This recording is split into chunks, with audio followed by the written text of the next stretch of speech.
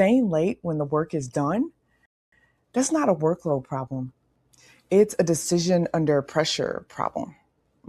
Making decisions under pressure. And every evening you stay past done, you are making a decision under pressure to seem more dedicated, more reliable, and appropriately buried. But that's costing you more than that hour. And until you understand that, you're going to keep spending every evening earning nothing except the appearance of effort. Let's talk about it. In fact, I want you to think about it this week at work. Count how many hours you stayed past the work being done and actually produce something that moved your career forward. Yeah, take a beat. Think about it. Think about like the work that you did, not the work that made you visible, not the work that made you look available, but that actually moved you forward. I want you to do the math because you'll realize you're staying for insurance. Yeah, that's clicking.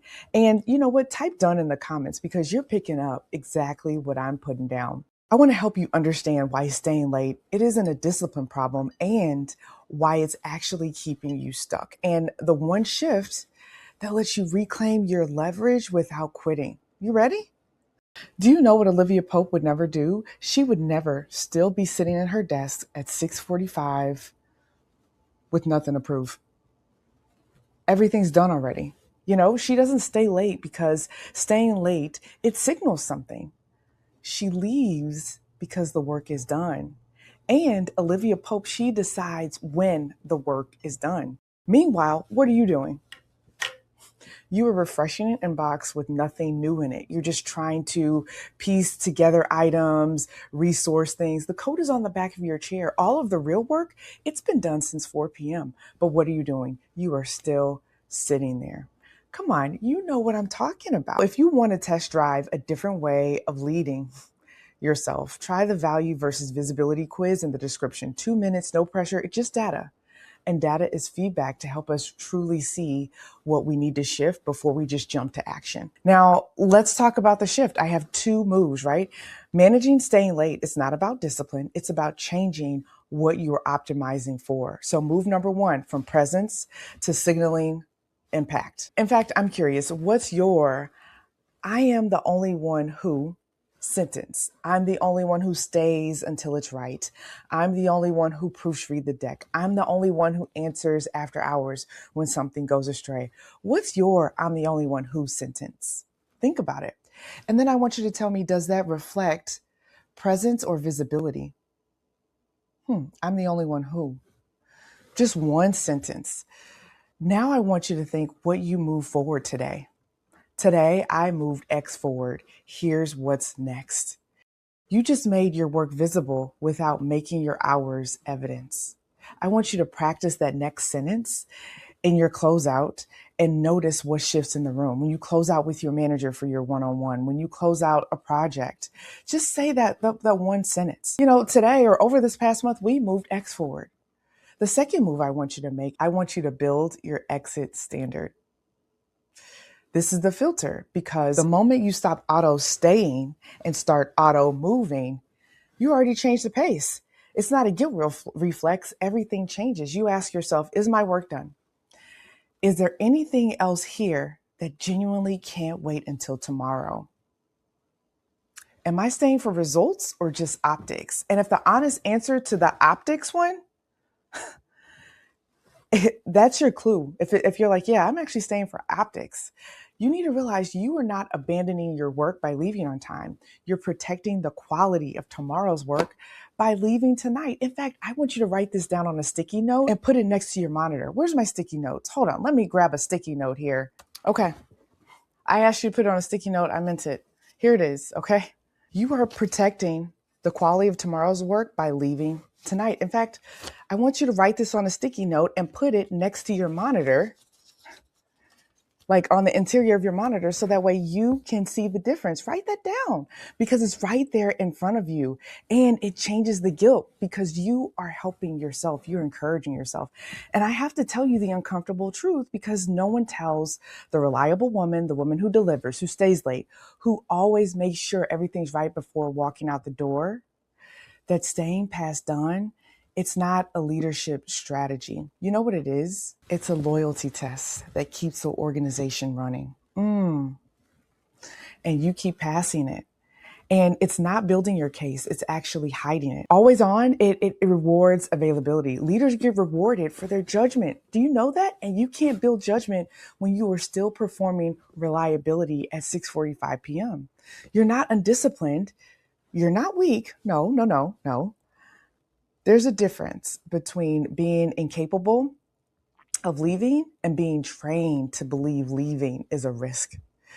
And for my promotion adjacent woman, the one being told she's leadership material while staying until 7 every night, you really need to hear this the most.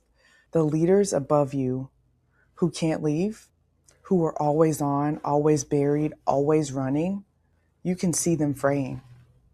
You can see that they don't stop. And that's not leadership. That's what happens when you add more responsibility without changing how you operate. And what you're doing right now is you are taking a proactive approach before you get to that level. We're reconsidering how you operate right now so that when you lead yourself differently and watch everything around you shift, you're ready. You can grow without turning yourself into a machine. I want you to lead yourself first. Even if you haven't seen it in your organization yet, you can start with yourself. I know you've tried every fix in the book because that's what I did, right? The calendar block that says focus time, right? Or the Sunday night decision. This week is going to be different. And guess what? For maybe a week or two, it works. And then when the urgency pours in or someone says, ooh, quick question, that new system, it just flies off the hinges. That whole system collapses. And you know why? It's because every one of those strategies treats staying late like a time management problem. And it's not, it's actually a worth problem. You became valuable by staying. Always reachable, never off the clock. First in and what? Last out. Ooh, she cares. She's reliable. She will fix it. Come on. You've heard of this. In fact, put staged in the comments because if you've ever opened a file that you know you didn't need to touch, but you did because you wanted to look like you were, knee deep in it when someone walked by. So when you leave on time, here's what happens. It feels like a career risk because if you are gone and someone else is still there, what does it say about you? The calendar block, the calendar block cannot fix this because the problem is not how you manage your hours. It's what you believe your presence is doing for you. It's not about hours. It's about what your staying is costing you.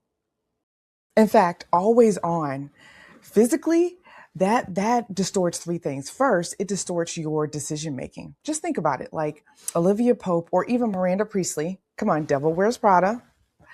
She is not sitting in an empty office at 6:30 performing availability. Her judgment, it was protected long before her hours could be. She operates at such a level because nobody gets casual access to her time. Your staying past done, it makes you casually accessible at exactly the moment your best thinking is done. Strategic work, it doesn't work when your brain is completely drained. It works when you set aside time for strategy. Let's talk about the second thing, leverage, okay? I want you to notice how senior leaders manage a cleared plate. They don't fill it to look appropriately busy. No. When a director wraps her work, she closes her laptop because she already knows what the woman sitting there is still learning. A finished plate is not a gap. Okay. It's evidence. And scarcity, it creates value. Your consistent presence after done tells the room that your time costs nothing. And when your time costs nothing, no one prices it differently. Think about that. Let's talk about your career trajectory. There are basically two paths, right? You stay, work done at 4, but you're still there at 6:30. No one renegotiates your load. Nobody surfaces your capacity. Same level, same ceiling, still tired 3 years later. You're still there. And that's the expectation. Or what about path B, right? You leave when you're done. Your manager notices. She either loads you up more, which opens up the negotiation, or she starts to see you that you can actually carry a higher level. Either way, your capacity is visible and that opens us up to a different conversation. The difference is not talent. The difference is leverage. And people think staying late is a dedication problem. It isn't. Staying late is a symptom. You can't build a case for your next level by sitting at a desk you already cleared. You avoid it by making your output visible, not your hours.